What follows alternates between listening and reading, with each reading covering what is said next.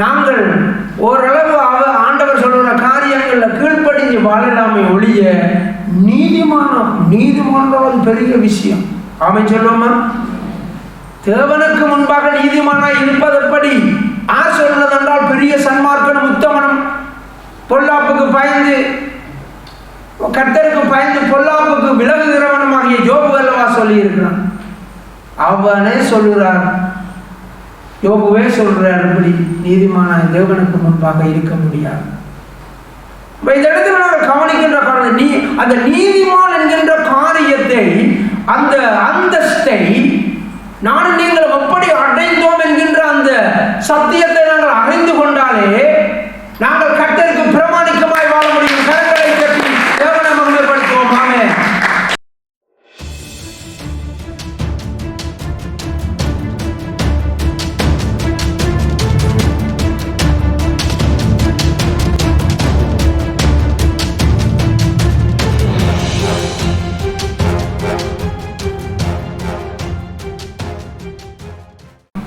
யோபு 9:1 கவனிப்போம். அதற்கு யோபு பிரதியுத்தரமாக, ஆம், காரியம் இப்படி இருக்கிறது என்று அறியேன். தேவனுக்கு முன்பாக மனுஷன் நீதிமானாய் இருப்பது எப்படி? அவர் அவனோட வழக்காட சித்தமாய் இருந்தால் 1000 அவருக்கு உத்தரவு சொல்ல மாட்டேனோ? யோசிச்சு பாருங்க, உலகத்துல எந்த மனுஷனும் தேவனுக்கு முன்னுக்கு இப்படி நான் உத்தமன் நீதிமானன் என்ன செய்யலாது? நிற்கலாஸ். எந்த மனுஷனும் நிற்க முடியாது. எங்கன்ற அன்றாட வாழ்க்கையில அந்த ஸ்கேன் பண்ற மெஷினை கொண்டு இந்த பாவங்களை நாங்கள் சிந்தனைப்பட்ட கோபங்கள், நாங்கள் பேசின வார்த்தைகள் எல்லாத்தையும் அப்படி ஸ்கேன் பண்ணினா கம்ப்யூட்டர்ல எல்லாம் வரும். எங்களுக்கு அந்த வாதைகளை பார்க்கலாமே இருக்கு, சகிக்கலாமே இருக்கு. தேவனுக்கு முன்பாக மனுஷன் நீதிமானா இருப்பது எப்படி? பயந்து வாழ்வோம், பயப்படுவோம். கொஞ்சம் கர்த்தரை பற்றி நாங்கள் நல்லா தெரிஞ்சு கொள்வோம். சும்மா ஆண்டவர் இரக்கம் உள்ளவர், அன்புள்ளவர், மனது ஊக்கம் உள்ளவர், கட்டி பிடிக்கிறவர், தூக்கி விடுறவர், அதெல்லாம் இருக்கிற வருவாங்க. எங்களை ஆண்டவர் ஆயத்தப்படுத்தி ஒரு பொறுப்பை தந்தால் நாங்கள் ஆண்டவருக்கு பிரமாணிக்கமாக வாழ்வதில் உண்மையாக இருப்போம். அவர் அவனுடைய வழக்காட சித்தமாயிருந்தால் 1000 அவருக்கு உத்தரவு சொல்ல மாட்டானே. ஆண்டவர் 1000 பிரச்சனைகளை சொல்ற, அதுல ஒன்றை கூட நான் நியாயப்படுத்த முடியாது. நீதிமான ஆண்டவர் ஒரு லிஸ்ட் போட்டால் எங்கள்ட கதை சரி. எங்களுக்கு தான் தெரியும். நேற்றிரவு நாங்கள் யூடியூப்பில் என்ன பார்த்து, நாங்கள் டிக்டாக்கில் என்ன பார்த்து கொண்டிருந்தாங்க. ஒரு மனுஷன் நீதிமான ஆண்டவருக்கு முன்னுக்கு சொல்லலாம். ஆண்டவர் நீதிமான ஆக்கி இருக்கலாம் இல்லை, ஆனால் ஆண்டவருக்கு முன்னுக்கு சொல்கிற அளவுக்கு கிடையாது. அதனால் ஆண்டவர் ஒரு செகண்ட் ஒரு லிஸ்ட் ஒன்றே அனுப்புவார். வாசிப்போம் யோபு 1:8. கர்த்தர் சாத்தானை நோக்கி, என் தாசனாகிய யோபின் மேல் கவனம் வைத்தாயோ? உத்தமனும் சன்மார்க்கனும் தேவனுக்கு பயந்து பொல்லாப்புக்கு விலகுகிறவனுமாகிய அவனை போல பூமியில் ஒருவனும் இல்லை என்றார். அப்ப நாங்கள் கவனிக்க வேண்டிய காரியம், இந்த வார்த்தையை யார் சொன்னது என்று சொன்னால், தேவனுக்கு முன்பாக நீதிமானாக, தேவனுக்கு முன்பாக மனுஷன் நீதிமானா இருப்பது எப்படி என்று சொன்னது யோபு. ஆனால் ஒரு மனுஷனை நீதிமானா இருக்க விடாமல் பாவியாகவும் தேவனுக்கு விரோதமான பாவங்களை செய்கிறவனாகவும் நடத்துகிறவன் சாத்தான். ஆனால் இந்த இடத்துல நாங்கள் பார்க்கின்ற காரியம், கர்த்தர் சாத்தானை நோக்கி, கர்த்தரை கட்டி தேவனை மகிமைப்படுத்துவோம். ஆமென். அப்ப கர்த்தர் சொல்லுகிறார், என் தாசனாகிய யோபின் மேல் கவனம் வைத்தாயோ? உத்தமனும் சன்மார்க்கனும் தேவனுக்கு பயந்து பொல்லாப்புக்கு விலகுகிறவனுமாகிய அவனை போல பூமியில் ஒருவனும் இல்லை. யோசிச்சு பாருங்க. ஆண்டவர் யோபுவை பற்றி சூப்பர் என்று சொல்றதை நாங்கள் பார்ப்போம். ஆனால் யோபு சொல்ற, தேவனுக்கு முன்பாக எந்த மனுஷன் நீதிமானா இருக்க முடியும் என்று கேட்கிறார். தேவஜனம், இவ்வளவு சுத்தமான யோபுவே நீதிமானா இருக்கிறது எப்படி என்று பயப்படுகிறான் என்றால், தேவனாலே ஒரு சர்டிபிகேட் கொடுக்கப்பட்ட யோபுவே ஆண்டவருக்கு முன்பாக நீதிமான் என்று சொல்லி எப்படி நிற்பது என்று சொல்லி கேட்கிறானா இருந்தால் நானும் நீங்களும் மாத்திரம் பிரியமானவர்கள். ஆனால் ஆண்டவர்களை நீதிமானாக்கி இருக்கிறது உண்மை. ஆனால் அதை தக்க வைக்க வேண்டும் என்பதிலே கவனம் செலுத்த வேண்டும். ரோமர் 3:20 கவனிப்போம். இப்படி இருக்க பாவத்தை அறிகிற அறிவு நியாயப்பிரமாணத்தினால் வருகிறபடியால் எந்த மனுஷனும் நியாயப்பிரமாணத்தின் கிரியைகளினாலே தேவனுக்கு முன்பாக நீதிமானாக்கப்படுவது இல்லை. அப்புறம் நீதி சட்டம் வந்திருக்குது. ஆண்டவற்ற சட்டங்கள் அந்த அதன்படி பார்த்தாலே ஒருத்தனாலே நீதிமான் என்று சொல்லிடலாம்.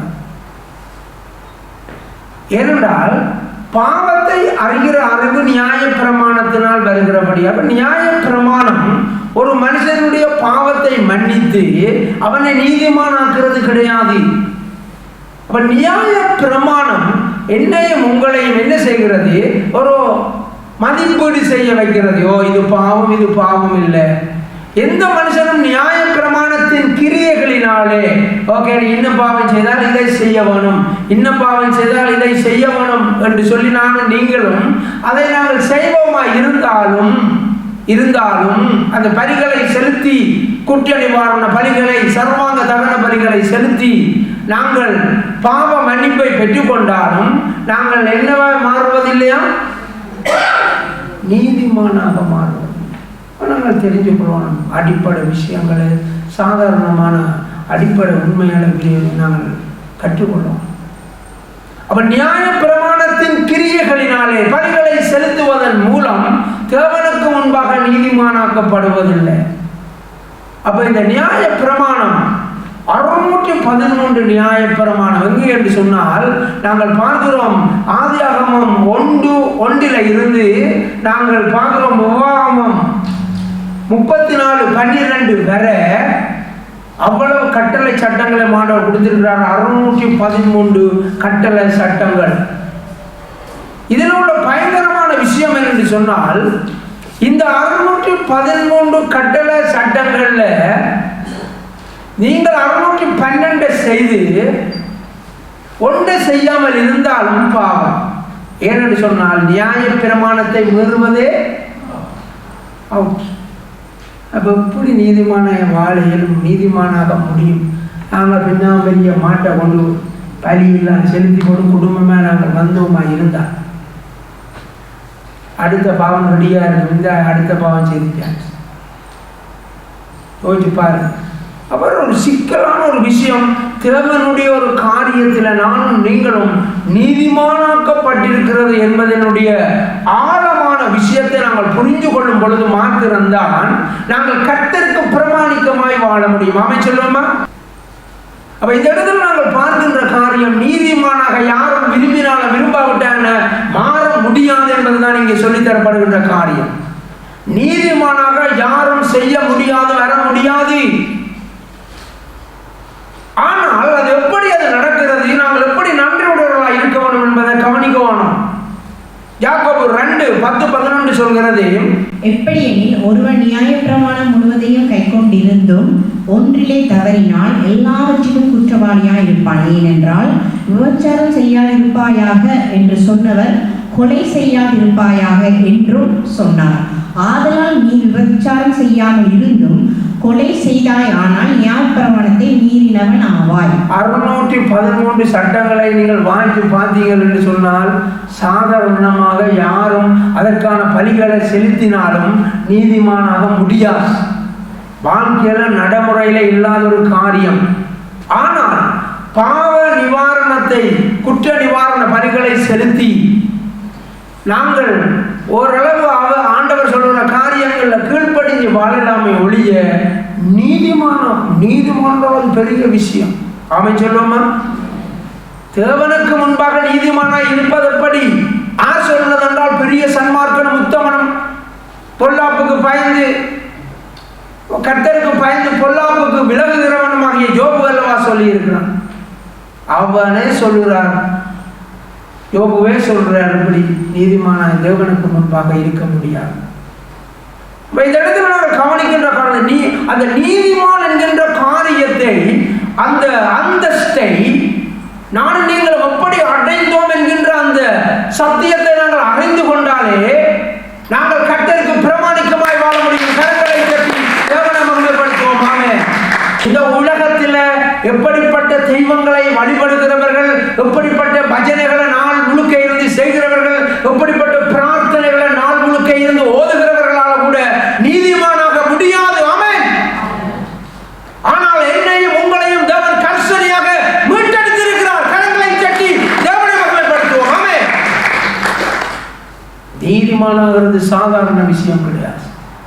எத்தனை வருஷம் உபவாசங்களை இருந்தோ, எப்படிப்பட்ட தெய்வங்களுக்கு அக்கினியை மூட்டி பலி செலுத்தியோ, எப்படிப்பட்ட இடங்கள்ல வருஷக்கணக்காக ஒன்று கூடி எவ்வளவு வழிபாடுகளை செய்து அந்த விளக்கேற்றி இந்த விளக்கேற்றி பஜனைகளை படித்து முடியாது பிரியமானவர். ஏனென்றால் பயங்கரவாத சட்டத்திட்டத்துக்கு கீழே ஒரு மனுஷனை கைது செய்தால் அவனுக்கு என்ன நடந்தாலும் கேட்கறதுக்கு ஒரு சட்டமும் இல்லை. விசாரிக்கக்குள்ள செத்தாலும் சரி, அடிக்க செத்தாலும் சரி, சித்திரவதை செய்ய செத்தாலும் சரி, நோ டேட் எழுதி விடுவார் நீதிபதி. நோ டேட், கால வரையறை என்று இவர் எங்க வச்சிருக்கலாம்? சிறையில் வச்சிருக்கலாம். பயங்கரவாத. அது மாத்திரமல்ல பிரியமானவர்களே, செய்திகள்ல சமாதான காலம் 2002, 2003 காலங்கள்ல புரிந்துணர்வு ஒப்பந்தம் அந்த காலத்துல செய்திகள் வந்து கொண்டிருந்தது. 5ஆம் வழக்கில் உள்ள கைதிகள் விடுதலையாக்கப்பட்டார்கள் என்று சொல்லி. ஆனால் உண்மைதான், 5வது பிரிவில் வழக்கில் இருந்தார்கள், விட்டது உண்மைதான். அதாவது நீதிமன்றம் விடுதலை செய்தது உண்மைதான். ஆனால் ஒருத்தனம் வீடு போயில அவைகளுக்கு 2ஆம் பிரிவில் வழக்கு இருக்கிறபடினால 3-4 ஃபைல் கேஸுகள் இருந்தால் அவைகளால் என்ன செய்யலாது? வெளியில வரல. அப்போ ஒன்றில் விடுதலை கிடைச்சா போல மற்றதில் விடுதலை கிடைச்சிட்டுதா? இல்லை, அதுக்கு வழக்காடும். அப்போ ஒன்றில் விடுதலை கிடைச்சிட்டு இவர் நிறைவேறாது.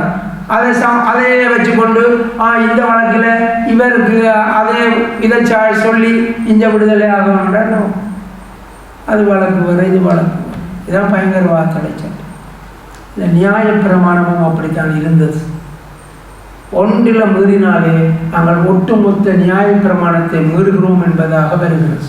அதான் நாங்கள் ஜாக்கோபிலே நாங்கள் 10ஆம் 11ஆம் வசனத்தில் வாய்ச்ச காரியம்.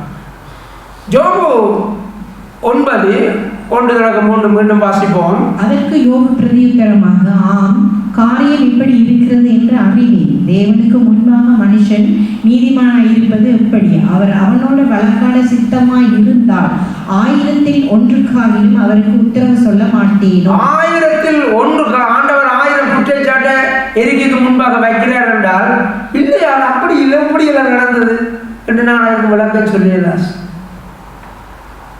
ஆண்டவர் ஒரு குற்றச்சாட்டை வைப்பாரு, 1000 சொன்னாலும் அதுல கூட உண்டை என்னால நான் நிரபராதி என்று சொல்ல முடியாது. பிரியமானவர்களே, கர்த்தருடைய உள்ளந்திரியங்களை அறிந்திருக்கிறார். ஆமை சொல்லுங்க, பயப்படுவான். கர்த்தரை நல்லா நேசிக்குவான். ஆமை ஆமை சொல்லுவோம். யாரு ஊழியம் செய்யறவங்க தெரிஞ்சிருக்கோம்?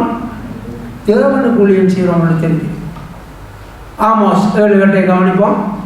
கர்த்தர் என்னை நோக்கி, ஆமோசே, நீ என்னத்தை காண்கிறாய் என்றார். தூக்கு நூலை காண்கிறேன் என்றேன். அதற்கு தூக்கு நூலை காண்கிறேன் என்றேன். அப்பொழுது ஆண்டவர், இதோ இஸ்ரவேல் எனும் என் ஜனத்தின் நடுவே தூக்கு நூலை விடுவேன், இனி அவர்களை மன்னிக்க மாட்டேன்.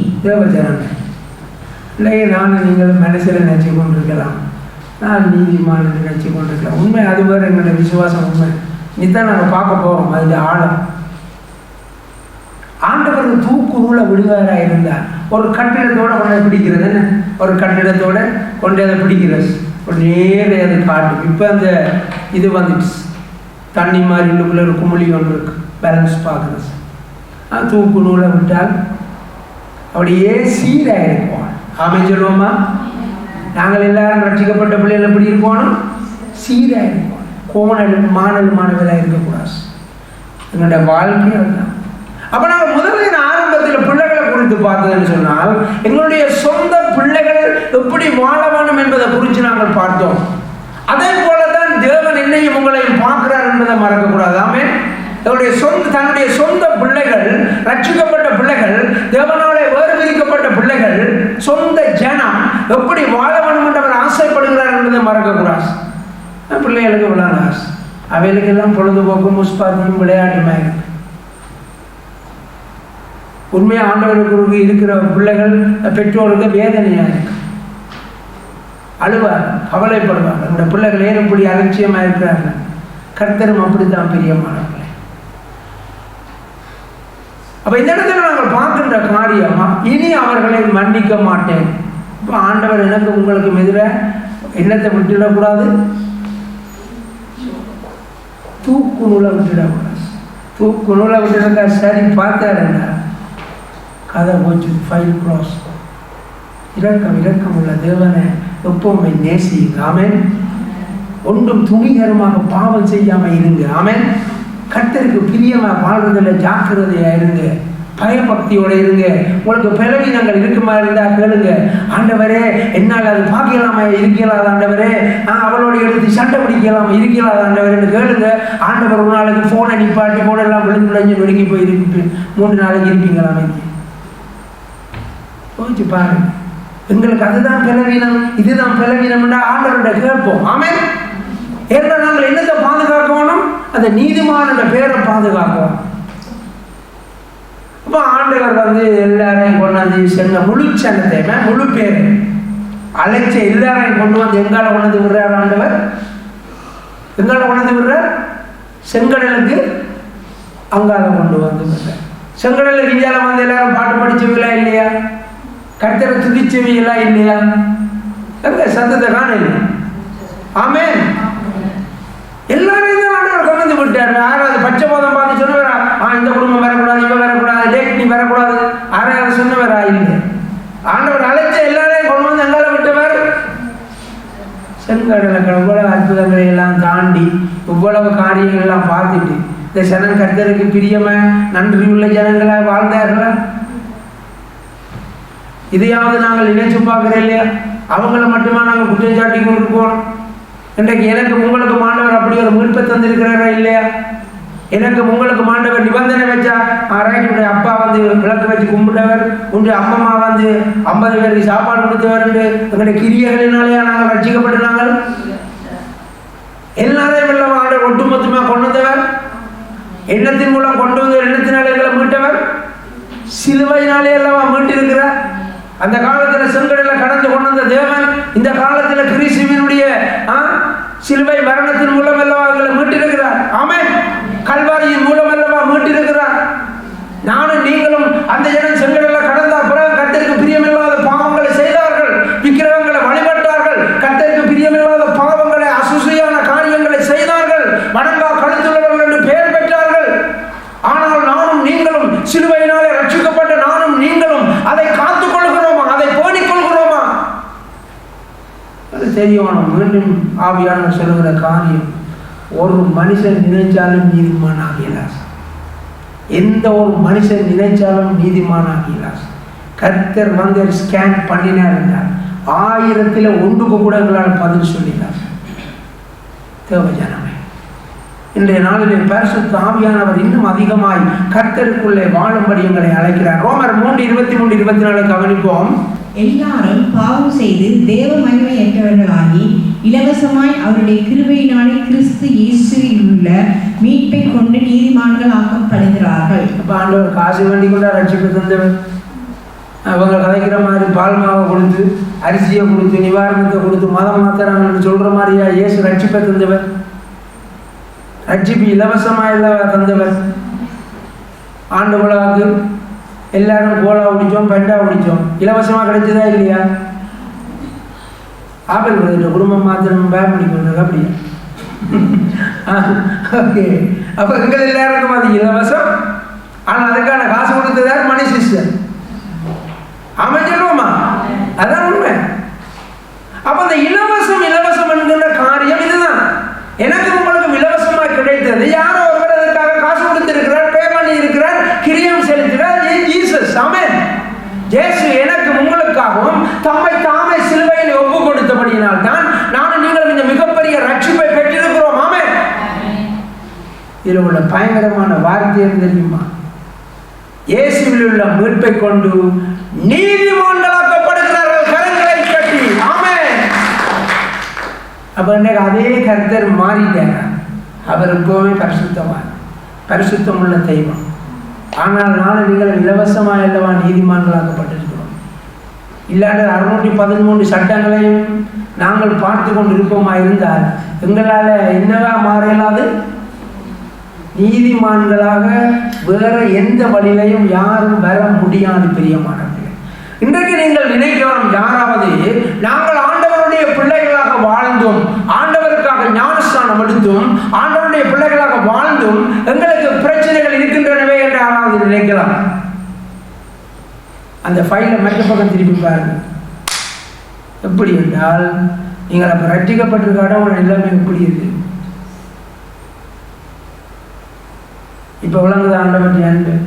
ரட்சிக்கப்பட்டு கொஞ்சம் கொஞ்சமே தான் நீங்கள் முன்னேறீங்கள் என்றால், ரட்சிக்கப்பட்டிருக்காவிட்டால் உங்களுடைய நிலைமை பட்டு மோசமாக இருந்திருக்கு.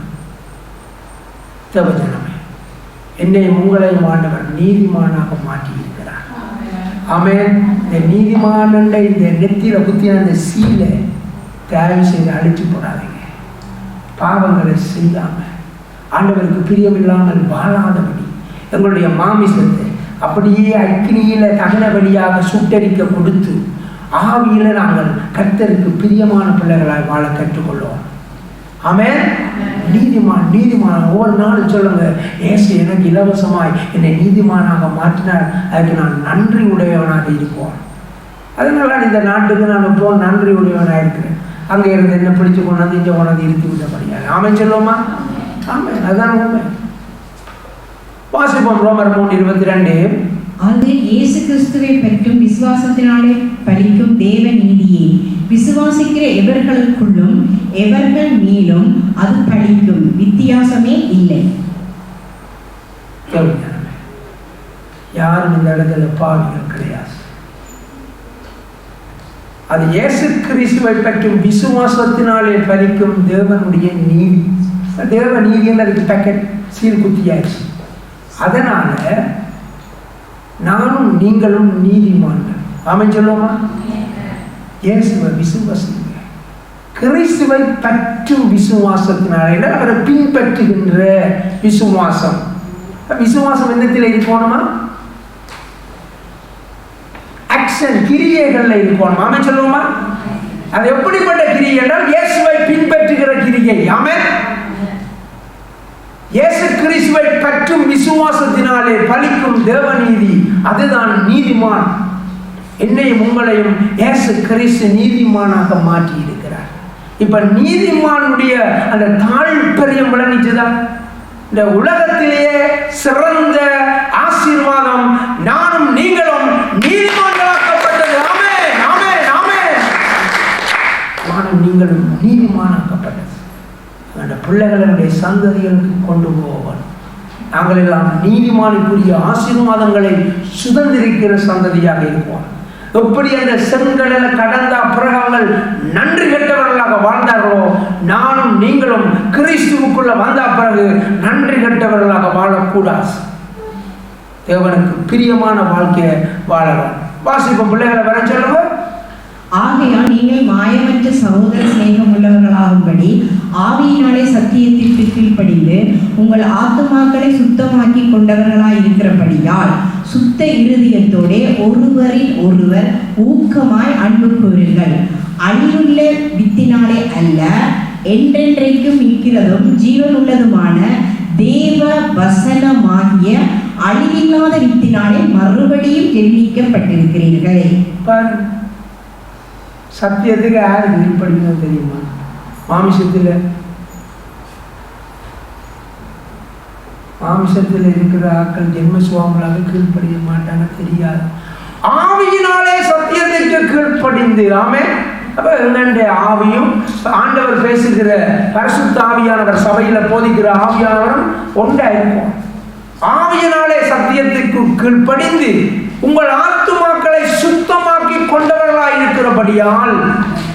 பாருங்க, அந்த வசனத்தை கேட்க கேட்க என்ன சுத்தமானதான்?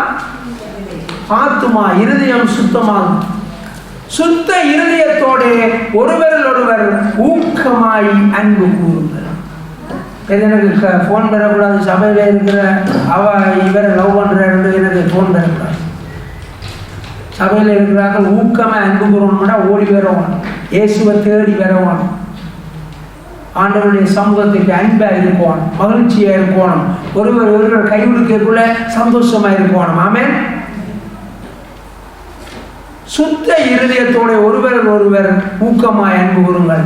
அழிவுள்ள வித்தினாலே அல்ல, என்னென்றைக்கும் நிற்கிறதும் ஜீவன் உள்ளதுமான தேவ வசனமாகிய அழிவில்லாத வித்தினாலே மறுபடியும் ஜெனிப்பிக்கப்பட்டீர்களே. ஆமென், ஆமென்.